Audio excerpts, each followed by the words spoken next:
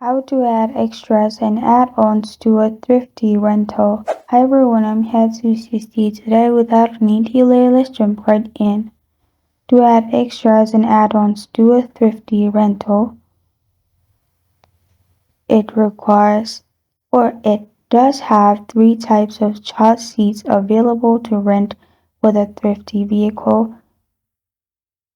Here are a few things to keep in mind whenever you travel by car with a child in a thrifty vehicle.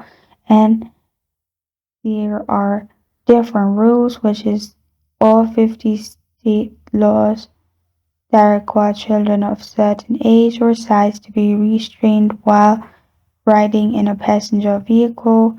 Infants must always ride in a rear-facing car seat. Children aged 12 or younger must always ride properly restrained. Toddlers must have ride in the back seat properly restrained, and these are the rules. And this is how to add extras and add-ons to a thrifty rental. Thank you for joining me today. If this video helps you out, please leave a like and subscribe for more.